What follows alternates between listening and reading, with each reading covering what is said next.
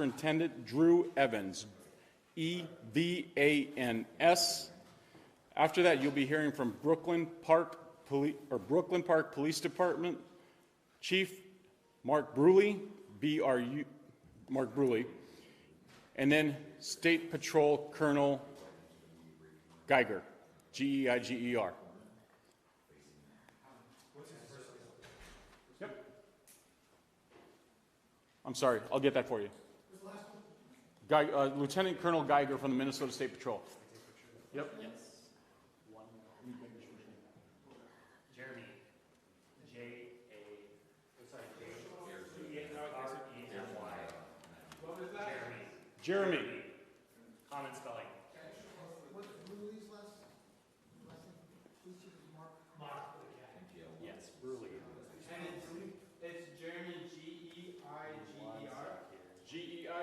Geiger is last name Geiger, correct. And it's Lieutenant Colonel? Correct.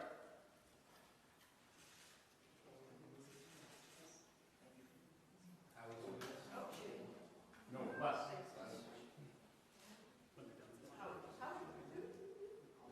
It's over there. I left it with you guys. And then let's put it on the podium.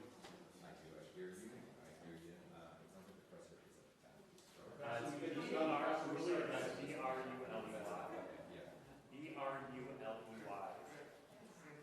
I need another one. Do we have another one, Todd? Yes. What's that? Do we have another one? Jay has some.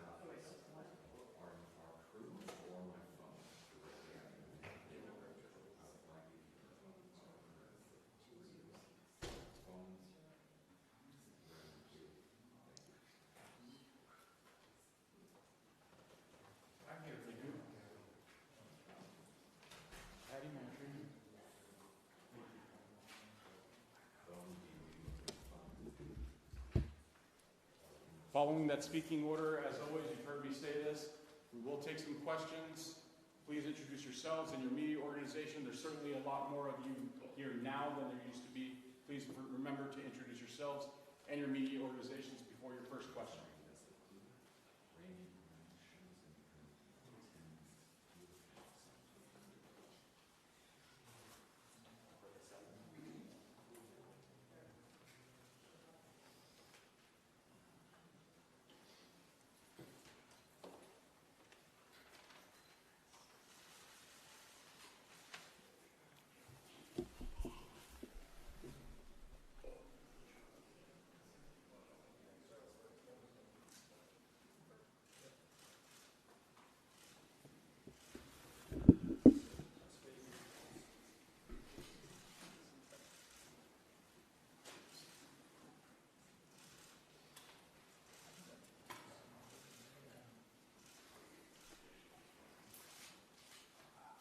Good evening. After a two-day manhunt, 2 sleepless nights, law enforcement have apprehended Vance Bolter. That's 48 hours that law enforcement involved in a complex and dangerous manhunt. Spent Father's Day away from their families to deliver justice for Melissa and Mark Hortman and their children who spent this Father's Day alone. To the law enforcement who stand here and the hundreds who are involved in this, the state of Minnesota owes you a deep debt of gratitude. Thank you. You ran towards the danger and you served the state of Minnesota. This is a great example of coordination and collaboration. Multiple agencies, federal, state, and local, coordinating together in a way to protect the public and close this hunt around. Multiple agencies were there as FBI laid hands on it and Minnesota State Patrol put the handcuffs on. One man's unthinkable actions have altered the state of Minnesota.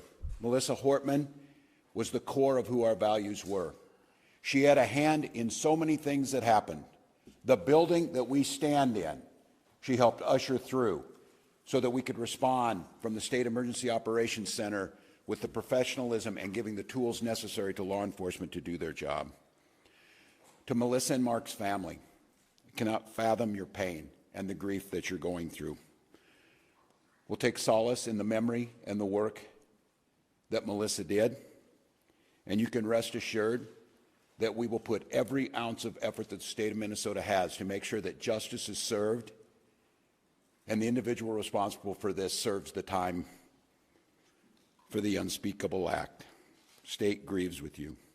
To John and Yvette Hoffman, the latest news is Senator Hoffman came out of his final surgery and is moving towards recovery. Yvette is healing.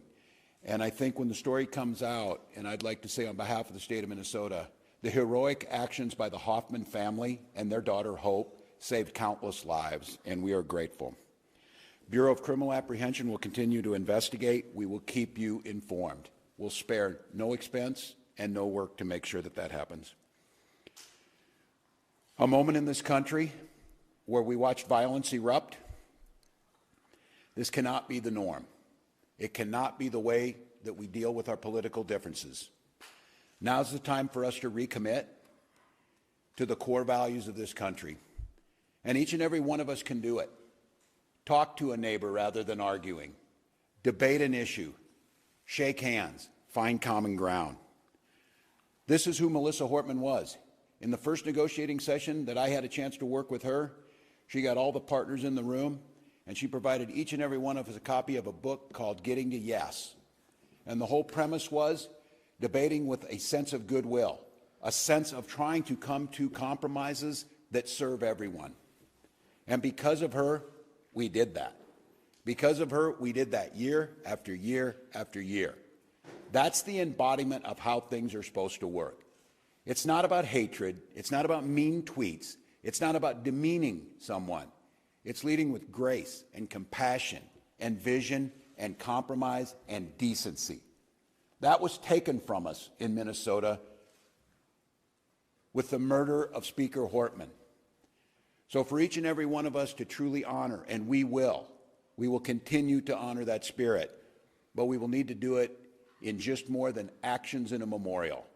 Conducting ourselves in the spirit that Melissa Hortman did her work is what the country needs to heal. I will once again say the deep debt of gratitude.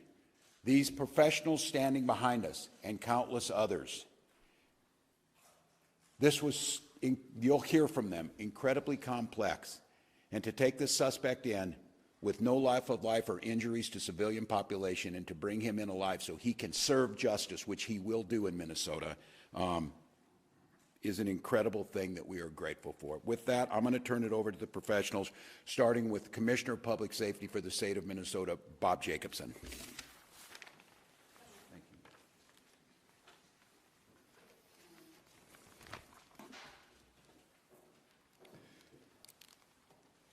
Good evening. It's good to see you all here tonight. Thank you for coming in. My name is Bob Jacobson. I'm the Commissioner of Public Safety. And again, it's my honor to serve in that position. First of all, I want to thank all of the law enforcement agencies that have been working tirelessly over the past 2 years since the shooting at Senator Hoffman's home. The coordination between state, local, and federal law enforcement partners is the reason we are here tonight, and the suspect is in custody. Bolter exploited the trust our uniforms are meant to represent. That betrayal is deeply disturbing to those of us who wear the badge with honor and responsibility. We want to thank community members across the state for their support, for their tips, and their information. And I want to thank Governor Walz for his continued support through this very difficult time. With that, I will pass this off to Superintendent Drew Evans of the BCA. Thank you. Well, good evening, everyone. My name is Drew Evans. I'm Superintendent of the Minnesota Bureau of Criminal Apprehension.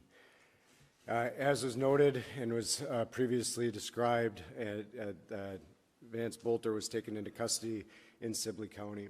We were with you earlier today when we provided information about the manhunt and the myriad of law enforcement that have come together working in partnership so that this evil cannot be continued. The first step in a case like this is that we take him into custody, and then the work will continue and begin to make sure that we have all the evidence we need to ensure that he is held accountable for his crimes. Please bear with me, but I think it's important because it has been noted by the governor, just to give you some background on the teams that were down there, and I may even be missing some in terms of this because there were law enforcement partners, not just from the Twin Cities, but across the state of Minnesota that came together. From the Brooklyn Park Police Department, the Tri-City SWAT Team, Eagan Police Department, Burnsville Police Department, our South Metro SWAT Team, the FBI, ATF, United States Marshal Service, State Patrol, Washington County Sheriff's Office, Ramsey County Sheriff's Office, the Richfield Police Department, St. Paul Police Department, Bloomington Police Department, Sibley County. We had Riverview Medics, Green Isle Fire Department, and Lifelink in the area, in addition to Prior Lake, Crow River SWAT, and the Hennepin County Sheriff's Office. And again, I may have been missing, and I apologize to my partners for that we do that. I share all of that for you because that's the commitment when this sort of evil is in one of our communities, that law enforcement comes together to put all of their resources together to make sure that that person is taken into custody.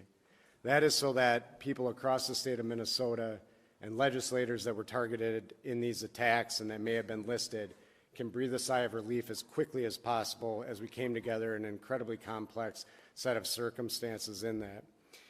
He was arrested, as you saw earlier this evening, in the area of 35-600 block at 200th Street, Green Isle. What happened in that is, as we noted, there was a manhunt going throughout the day in that area that we've discussed previously, and there was information provided that he was seen in the area. When that information was provided to the investigators that were conducting the ground search, they converged on the area with a number of SWAT teams with the assistance of the Air Wing from Minnesota State Patrol, and we'll provide a few more details about the end of coming into custody in a little bit, but he was taken into custody at that time. He is in custody, and a reminder for anybody that was not, when we've previously said that, taken into custody under a state criminal warrant. That information will be made public, if it is not already, detailing the complaint that he is charged in the cases at this time with the murders of Speaker Hortman and her husband, Mark Hortman, also with the shootings in John Hoffman and Yvette Hoffman for those crimes, and will be moving forward. We are also in close contact with our federal partners, both the FBI, United States Attorney's Office, who are examining whether or not additional charges should be brought at the federal level related to this at this time. There's a lot of investigation that continues, and I'm going to turn it over to Chief Bruley to provide some comments on this and the work. I just want to tell, certainly for the communities of Champlin, City of Brooklyn Park, you both have incredibly professional police departments that work day in, day out and tirelessly in this situation to bring justice and work towards that, not only for the families and the loved ones and the community that are impacted, but for the entire state of Minnesota. And our teams are incredibly proud to work alongside them and all the law enforcement partners. And so with that, I will turn it over to Chief Bruley for some comments on this, and the work will continue in partnership with them and others moving forward. Chief. Good evening. I'm Police Chief Mark Bruley, Brooklyn Park Police Department. Just a few comments. One, I'm very proud to tell you that we took the suspect into custody who is responsible for this. That was within 43 hours of the incident. There's no question that this is the largest manhunt in the state's history.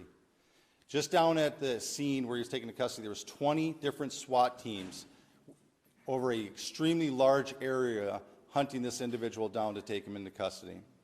I believe that the state of Minnesota and certainly the city of Brooklyn Park should be extremely proud of the police officers within the city of Brooklyn Park, but the partnerships that we had are unprecedented between the federal agents, the county, the locals, and others around. It is absolutely an incredible task what went on. Essentially, the Brooklyn Park Police Department was turned over into an operations center, and that's all that hundreds of detectives worked on tirelessly for 43 hours. So while this has come to some conclusion where we've made an arrest, there is a ton of work that needs to be done. So I encourage community members, if there's evidence, information, or other things, please continue to feed that information to the Brooklyn Park Police Department so that we can fully investigate this and present a complete case to both the federal jurisdiction and the Hennepin County Attorney's Office. With that, I'll turn it over to the State Patrol. Good evening, everyone. My name is Jeremy Geiger. I'm the Lieutenant Colonel with the Minnesota State Patrol, the Assistant Chief. The Minnesota State Patrol, along with countless other partners, were responsible for this arrest. The collaborative effort, I cannot stress enough how outstanding that was, helped ensure the suspect's arrest did not result in the injury of any law enforcement that was down there and in the area. We had special response teams on the scene near 200 streets in Sibley County. Several partner law enforcement SWAT teams positioned to form a perimeter at that point in time. The State Patrol also provided the air support that was talked about earlier today. The suspect crawled to law enforcement teams and was placed under arrest at that point in time. There was no use of force by any member of law enforcement that was out there, and the suspect was taken into custody without any use of force. Thank you. With that, we will open it up for a few questions. Reminder, please introduce yourself, your media organization. If you have a question for one of the specific individuals, please feel free to point that out as well.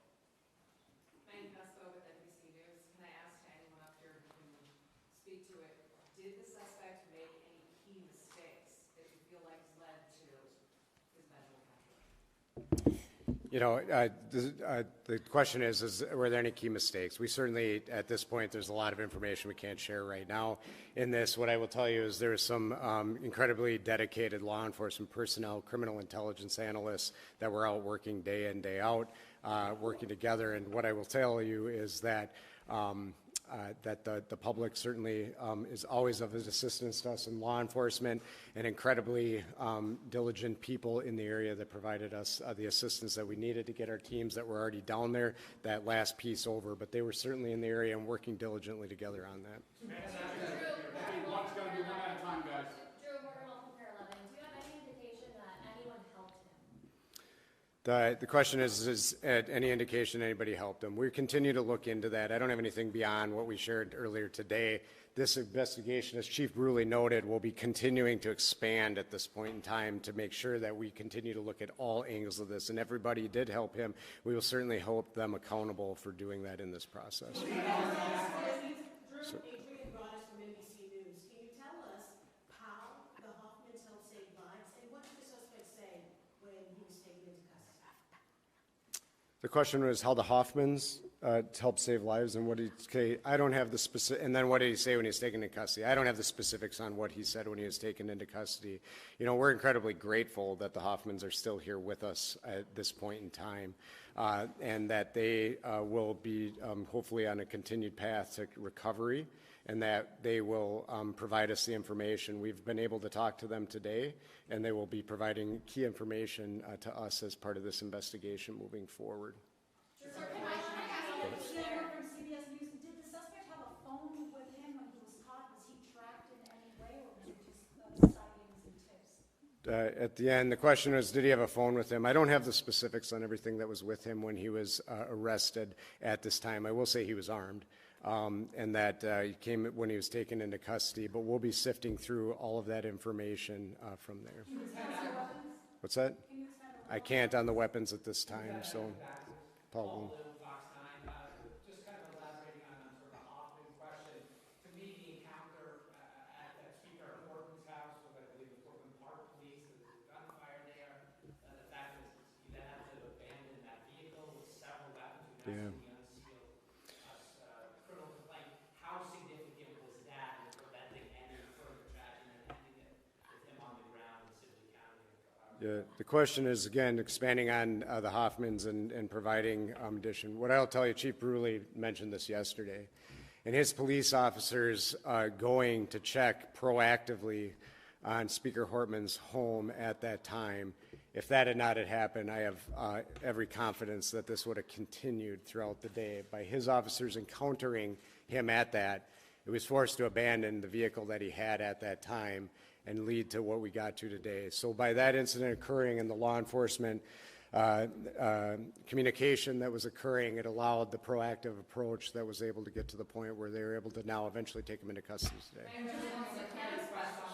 Go ahead. Thank you. I just want to clarify, there's a little bit of detail that the Ramsey County Sheriff has provided. I just wanted to see if we can nail it down. So it's the detail that he had provided to the Star Tribune is that for about an hour, Bolter had tried to evade arrest, and that 8 teams crawled in a ditch to try to corral him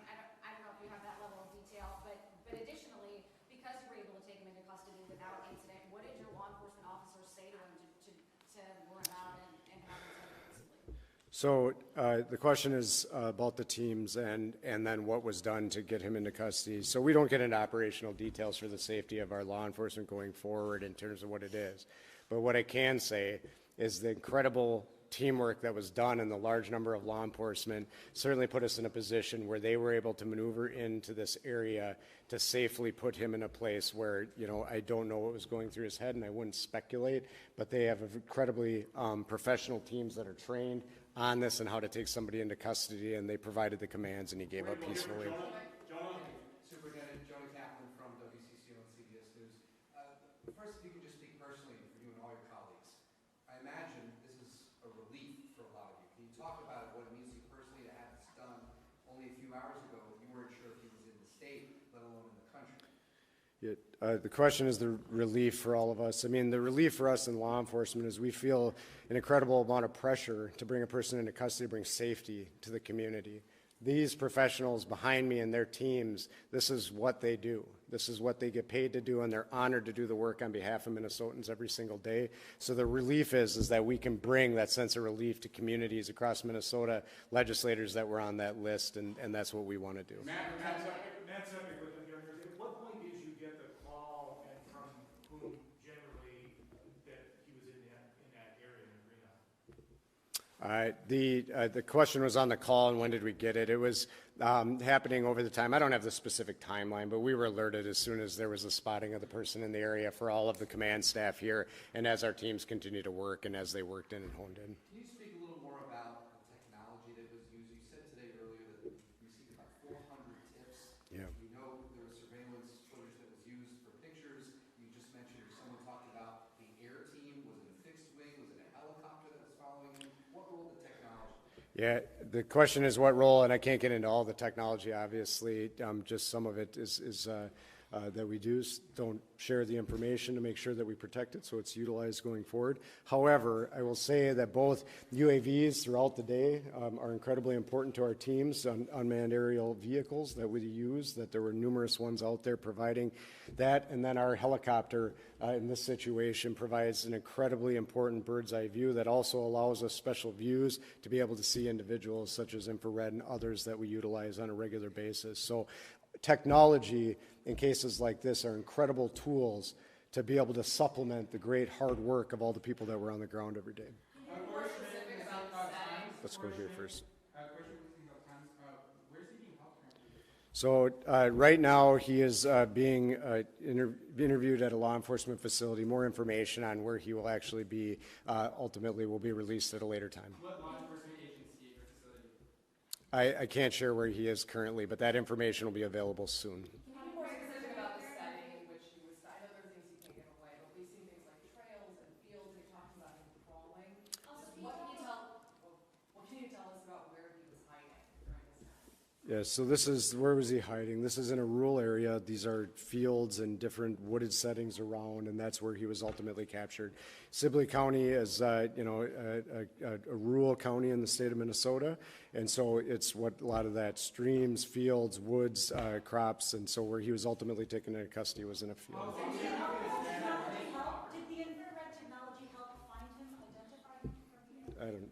The commissioner had mentioned some of that earlier. I wonder if that's something that helped. Yes, absolutely. It assisted previously, and they were out there. The helicopter was out there before the sun went down.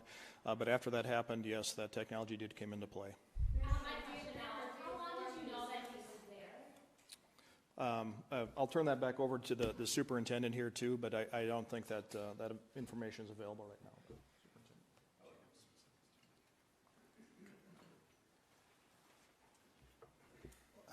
Mark Bruley, Police Chief, Brooklyn Park. The question is how long did we know that he was there? A vehicle that we believed that he was in was spotted many hours before and had been abandoned. An alert police officer believed that he may have seen the individual running into the woods, and that started a large-scale perimeter that we set up, or down in Sibley County set up, and we started to deploy resources, including the Brooklyn Park SWAT team, and along with many other SWAT teams, to contain an extremely large area, knowing that this is a very dangerous individual. During that, we got privy to additional information of an individual that was in the woods, and that search went on for many hours until ultimately we were able to locate him in the woods. In approximately an hour and a half or so, we were able to close the distance in with the technology and the State Patrol helicopter, and where we were able to call him out to us. Hi, Chris Shepard, ABC News. Are you doing more information about the motive, and are you guys considering this an act of domestic terrorism? Yeah, it's absolutely way too soon to say that right now. That's where the investigation, we have been just solely focused on the manhunt. And the goal is to give some calm to the situation of many individuals that were on the list that were worried about their safety. And this is a very dangerous individual for our community, and that's why so many resources and such a great collaboration came together to focus on removing him from society so that we can restore some sort of calm and bring some healing to our community and to our state.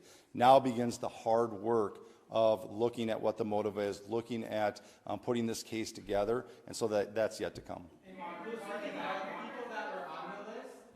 What other? I know there are politicians from Wisconsin on this. What other states had people on this? It was multiple states. I don't have the exhaustive list, but it was multiple states that were on there. Do you have some states that were on the list?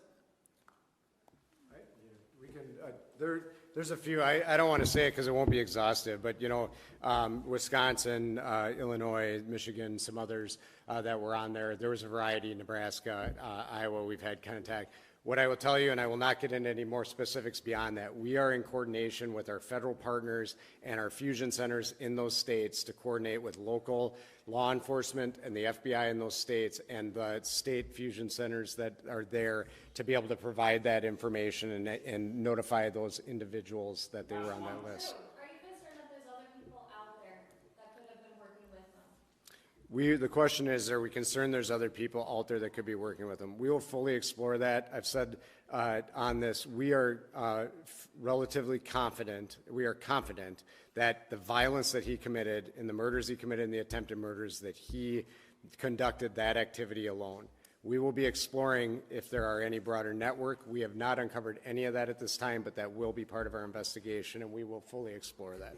So thank you. Thanks. Thank you. We can go. Thank you. Thank you. Thank you, everyone.